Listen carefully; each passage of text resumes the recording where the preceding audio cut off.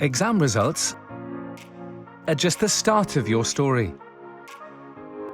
How can you help your child if they didn't get the results they wanted?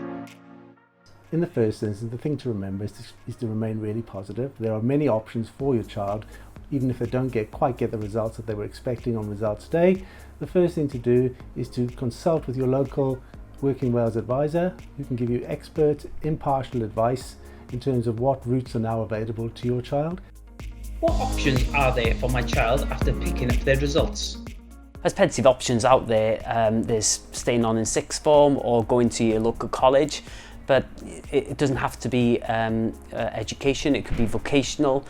So we've got young people who go into volunteering work, they start their own business, apprenticeships, work.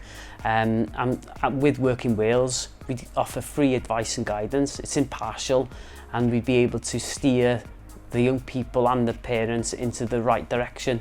How can you advise your child if they get better than expected results? If you're in the fortunate position where your child has got better results than they were anticipating, this can create many problems just in terms of the decisions that they have to make. Decisions that were previously not considered because of anticipated grades may now become viable options. Again, this is where a Working Wales advisor will be able to help you sift through all your choices, sift through all the decisions that need to be made impartially and accurately, providing that advice and guidance. How can Working Wales help?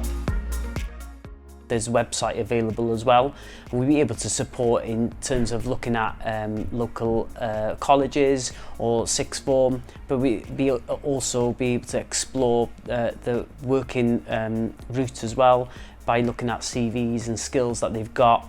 But the important message is to give us a ring or through the website so that we can start exploring different options with the young person and the parent. Search Working Wales Start Your Story